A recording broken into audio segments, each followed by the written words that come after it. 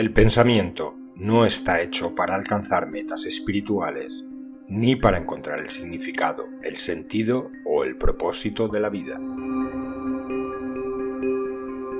Las reflexiones dadas por U.G. Krishnamurti son conocidas por su franqueza sin filtros y singularidad. Hoy vamos a realizar una nueva exploración del pensamiento de U.G., usando para ello 15 preguntas concretas que en su día le fueron realizadas por personas que lo visitaron y que quisieron encontrar en sus palabras algo en que apoyarse. Todas ellas tratan temas clave y recurrentes como la identidad individual, el pensamiento, la conciencia y la realización espiritual. Esperamos arrojar algo de luz sobre las inquietudes y dudas que han surgido y se han compartido en forma de comentarios en el canal en relación a la figura de U.G. Agradecemos vuestra participación activa en este diálogo abierto y reflexivo y os animo a compartir vuestras opiniones para enriquecer aún más este debate. Pregunta: ¿no tiene usted un sentido de identidad personal, de usted mismo? De ninguna manera, porque no hay centro, no hay psiquis, no hay yo. El único yo que puedo encontrar es el pronombre personal de la primera persona del singular.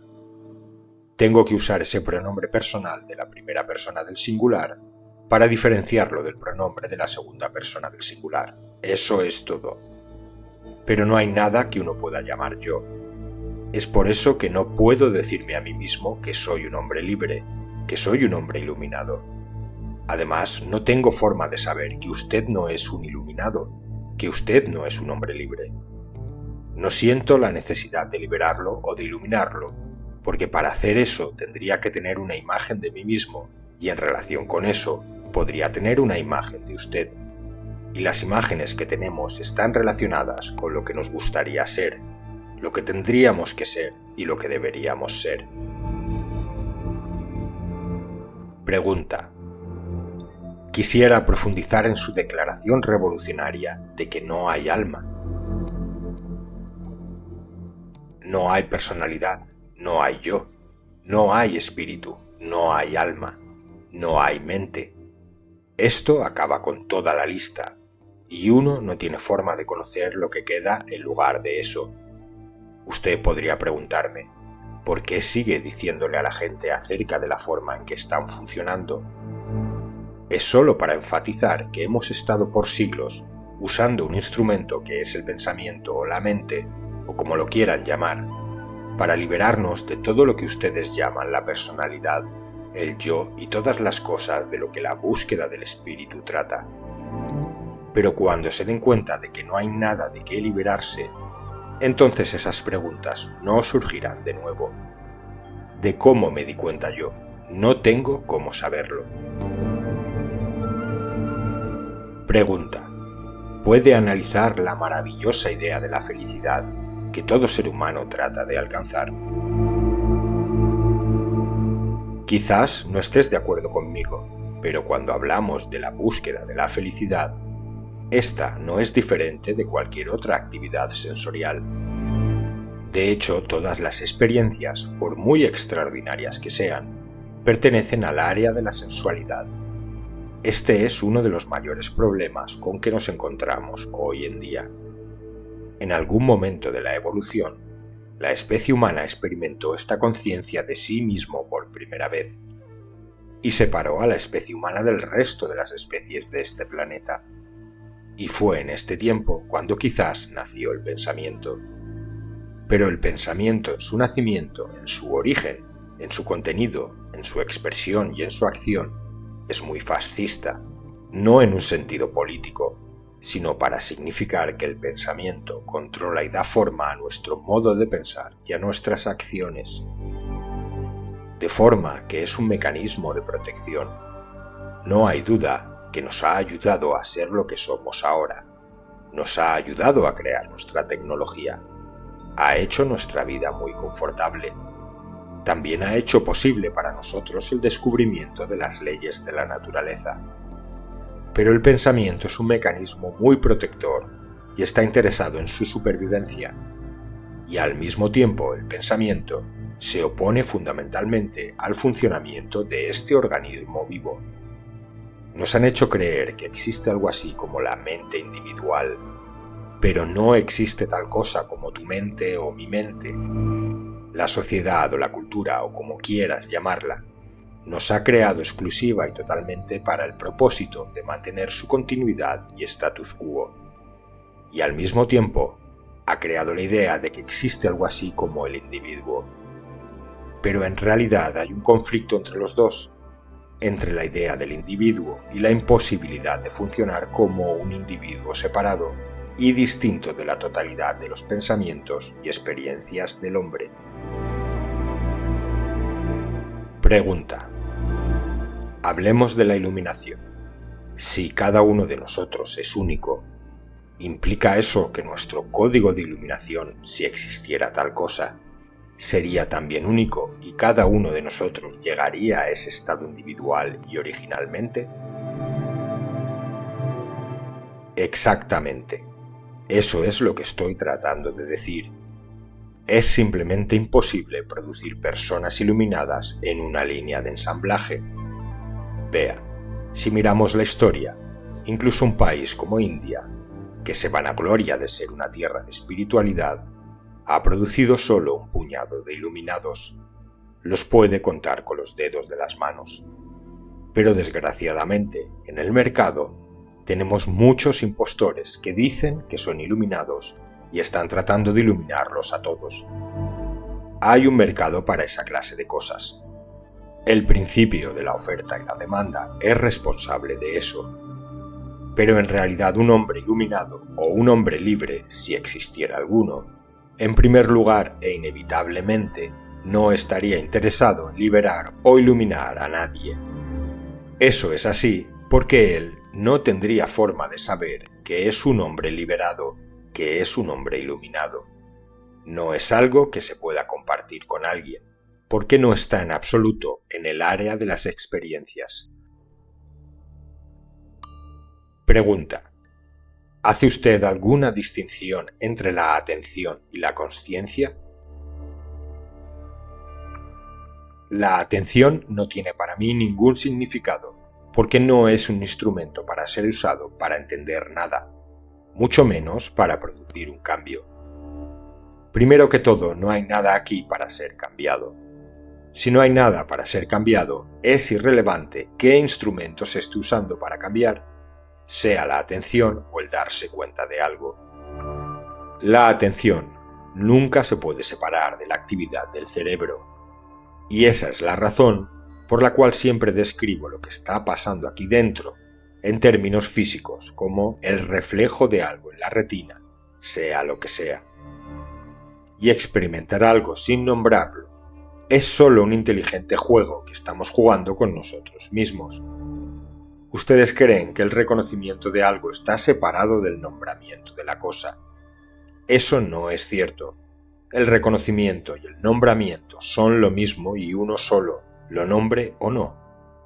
Su solo reconocimiento de usted como un hombre o de eso como un cojín en sí significa que el nombramiento ya está ahí, haya usado la palabra o no. Esa es la razón por la cual yo contradigo a la gente que dice que la palabra no es el objeto. Eso está bien para los filósofos que se sientan y discuten eternamente que la palabra no es la cosa. Pregunta. ¿Por qué seguimos manteniendo una posición de dualidad y separación? Esa es de la única manera que usted puede continuar. De otro modo se acabaría. Se acabaría el yo como usted lo conoce. Ese yo como usted se experimenta a sí mismo. Ese yo que es la identidad que está allí. A través de la constante demanda de usar la memoria, mantiene su continuidad. Si ese yo no estuviera allí, usted se sorprendería con lo que pasaría. Por eso es que la frase liberarse de lo conocido es muy atractiva hasta cierto punto. Una vez usted se libere de lo conocido, ya no habrá forma de que diga nada acerca de eso. Así, si yo estoy oyendo a alguien como usted que habla de la necesidad de liberarse de lo conocido, El énfasis en que hay la necesidad de liberarse de lo conocido ya se ha vuelto parte de lo conocido. El pensamiento ha sobrevivido por millones y millones de años y se conoce todos los trucos en el mundo. Él hará de todo para mantener su continuidad. Pregunta: ¿dónde tiene lugar el pensar? No existe el pensar en absoluto. Si no hay pensador, no hay pensamientos en absoluto. Usted no puede decir que solo hay pensamientos y no pensador. Los pensamientos no salen de aquí la cabeza. Ellos vienen de fuera. Son la traducción de una percepción sensorial dentro del marco de sus experiencias. Eso es el pensamiento. Y usted está usando esos pensamientos para alcanzar algo. Lo que está sucediendo aquí es mecánico, como una computadora. Está operando mecánicamente, tratando de encontrar si hay alguna información almacenada en la computadora relacionado con lo que estamos hablando. Déjeme ver, déjeme pensar. Esas son frases que uno solo dice, pero no hay actividad allí, ni ningún pensamiento está tomando lugar allí, y usted solo tiene la ilusión de que alguien está pensando y sacando la información. Mire, esto no es diferente a ese magnífico aparato llamado el buscador de palabras. Usted presiona un botón y él dice listo. Luego usted le pregunta por una palabra y él dice buscando. Ese buscando es pensamiento, pero es un proceso mecánico. En ese buscador de palabras o en esa computadora no hay pensador. No hay un pensador en absoluto que esté pensando allí. Si hay alguna información o algo que se refiera a la pregunta, la reúne y la saca afuera. Eso es todo lo que sucede. Todo es muy mecánico. Nosotros no estamos preparados para aceptar que el pensamiento es mecánico, porque eso derriba la imagen que tenemos de que no somos simples máquinas. Es una extraordinaria máquina, que no es diferente de las computadoras que usamos. Pero esto, el cuerpo es algo viviente, tiene la cualidad de la vida, tiene vitalidad, no está solamente repitiendo mecánicamente. Lleva en sí la energía de la vida. Pregunta: ¿por qué los seres humanos han desarrollado algunas características que los han hecho los principales destructores de la tierra, el aire, el agua y todo lo que nos rodea? Como ya he dicho antes, esa separación vuestra de la totalidad de las cosas que nos rodean y la idea de que todas las cosas fueron creadas para nuestro beneficio y que hemos sido creados para más grandes y nobles propósitos que las demás especies en este planeta, son las causas de esta destrucción. Este poderoso uso del pensamiento es lo que es destructivo. El pensamiento es un mecanismo que se autoprotege, y todo lo que nace del pensamiento es destructivo, así sea pensamiento religioso o científico, o pensamiento político. Todos ellos son destructivos, pero no estamos listos para aceptar que el enemigo es nuestro pensamiento, pues no sabemos cómo funcionar en este mundo sin usar el pensamiento. Puede usted inventar toda clase de cosas y tratar de liberarse del grillete que es nuestro pensamiento, pero no hay forma de que podamos aceptar que ese no es el instrumento que nos ayuda a funcionar sana e inteligentemente en este mundo. El pensamiento es un mecanismo que se autoperpetúa. Él controla, moldea y le da forma a nuestras ideas y acciones. Idea y acción son uno y lo mismo. Todas nuestras acciones nacen de ideas, y las ideas son pensamientos transmitidos hasta nosotros de generación en generación. El pensamiento no es el instrumento que nos ayuda a vivir en armonía con la vida que nos rodea. Y este es el por qué nacen todos esos problemas ecológicos, el problema de la polución y el problema de la probabilidad de autodestruirnos con las armas más destructivas que se han inventado. Entonces, no hay ninguna salida. Pueden decir que soy pesimista, que soy cínico o esto o lo otro, pero espero que algún día nos demos cuenta de que los errores que hemos cometido lo destruirán todo. El planeta no está en peligro, nosotros estamos en peligro. Pregunta: Tenemos la teoría de causa-efecto que dice recoges lo que siembras. ¿No crees que para cualquier acción nuestra, sea pensamiento o cualquier otra acción, hay una reacción, si no inmediatamente, al cabo de un tiempo? Es el pensamiento el que ha inventado la idea de causa y efecto, y quizás no haya ninguna causa en absoluto. Cada suceso es un suceso individual e independiente. Juntamos estos acontecimientos e intentamos crear una historia de nuestras vidas. Pero en verdad, cada acontecimiento es un acontecimiento independiente en nuestras vidas. Si aceptamos el hecho de que cada suceso es un suceso independiente en nuestras vidas, eso crea un tremendo problema para mantener lo que llamamos identidad. Y la identidad es el más importante factor en nuestras vidas. Somos capaces de mantener esta identidad a través del constante uso de la memoria, la cual es también pensamiento. El constante uso de la memoria, o identidad, o como quieras llamarlo, está consumiendo una tremenda cantidad de energía y nos deja sin energía para enfrentarnos con los problemas de nuestro vivir. Pregunta: ¿existe algún modo por el cual podamos liberarnos de la identidad? Como dije, el pensamiento solo puede crear problemas, no puede ayudarnos a solucionarlos. Pensando dialécticamente sobre el pensar mismo, simplemente estamos afinando este instrumento. Todas las filosofías solamente nos ayudan a afinar ese instrumento. El pensamiento es esencial para nuestra supervivencia en este mundo, pero no puede ayudarnos a obtener las metas que hemos situado ante nosotros.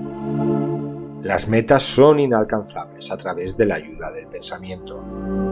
La búsqueda de la felicidad, tal y como te referiste a ella, es imposible, porque no existe tal cosa como la felicidad permanente. Hay momentos de felicidad y hay momentos de infelicidad, pero la exigencia de estar en un permanente estado de felicidad es el enemigo de este cuerpo. Este cuerpo está interesado en mantener su sensibilidad respecto a las percepciones sensoriales y también la sensibilidad del sistema nervioso. Esto es totalmente esencial para la supervivencia de este cuerpo. Si usamos el instrumento del pensamiento para intentar alcanzar la meta imposible de la felicidad permanente, la sensibilidad de este cuerpo es destruida. Es por esto que el cuerpo rechaza todo aquello en lo que estamos interesados, la felicidad permanente y el placer permanente. De modo que no vamos a tener éxito en este intento de existir en un permanente estado de felicidad. Hablabas del intelecto y de aguzar el intelecto para sobrevivir en este mundo. ¿Cómo lo aguzamos? ¿Con la ayuda de quién? Aguzamos ese instrumento a través de un proceso repetitivo, pero en este proceso utilizamos una tremenda cantidad de energía. Si la utilización del pensamiento se limitara solo a alcanzar lo que consideramos valores materiales y en ningún caso a alcanzar nuestras metas espirituales, sería posible que nosotros funcionáramos sana e independientemente. Esto no significa que esté enseñando una filosofía materialista o algo así. Solo digo que el pensamiento no está hecho para alcanzar metas espirituales o incluso para encontrar el significado, el sentido o el propósito de la vida, o para ser usado en la búsqueda de lo permanente o del placer permanente. Pregunta: diga usted lo que diga, yo siento que la única forma de que la humanidad sobreviva es producir un cambio en el corazón, y ese cambio es amor. ¿Qué opina? No, de ningún modo, porque el amor implica división, separación. En tanto haya división, en tanto haya una separación dentro suyo, usted mantendrá esa separación a su alrededor. Cuando todo lo demás falla, usted usa la última carta, la carta de triunfo, y lo llama amor. Pero no será de ayuda y no nos ha ayudado en absoluto.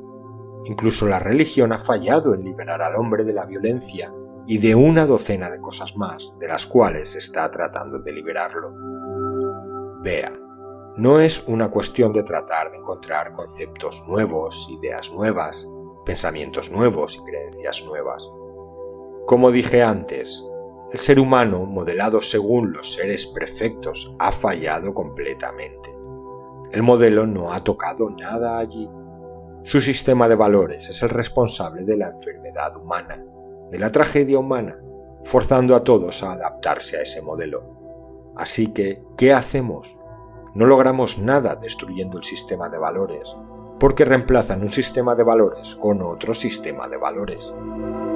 Incluso los que se rebelaron contra la religión, como aquellos en los países comunistas, han creado ellos mismos otro tipo de sistema de valores.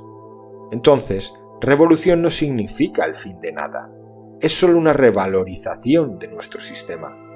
Más tarde hace falta otra revolución y así sucesivamente. No hay salida. La pregunta básica que nos tenemos que hacer es: ¿qué clase de ser humano queremos? La única respuesta a este problema humano, si hubiera alguna respuesta, no será hallada en nuevas ideas, nuevos conceptos o nuevas ideologías, sino mediante un cambio en la química del cuerpo humano. Pero hay otro peligro incluso allí. Cuando perfeccionemos la ingeniería genética y cambiemos al ser humano, existirá una tendencia a pasar esta tecnología a los estados. Será mucho más fácil para ellos entonces empujar a la gente a la guerra y ver que pueden matar sin siquiera pensarlo. No hará falta lavarles el cerebro. No habrá que enseñarles amor o patriotismo. Lavar el cerebro lleva un siglo, por ejemplo. Lavarles el cerebro para creer en Dios llevó siglos. Los comunistas tardaron décadas en lavarles el cerebro a su pueblo para que no crean en Dios. Pero con la ingeniería genética no hay necesidad de esa clase de proceso. Es mucho más fácil cambiar a los seres humanos dándoles una inyección. Pregunta: ¿cómo querría que fuera la especie humana? Me gusta exactamente como es. No hay que hacer nada al respecto. No estoy en conflicto con esto, ¿entiende? No podría ser mejor. Cualquier cosa que usted quiera hacer con esto es lo que produce la confusión. Entonces hay violencia. Mientras utilice el pensamiento para producir un cambio, tendrá que haber violencia. Está obligado a ser así. Su intento por crear un estado de paz está creando su guerra. ¿Quién le ha dado a alguien el mandato de cambiar el mundo? Pregunta: nuestra charla de hoy, ¿cómo la llamaría usted? ¿Es simplemente un intercambio físico que estamos teniendo ahora? ¿No traerá eso una transformación en nosotros? No quiero repetirlo una y otra vez.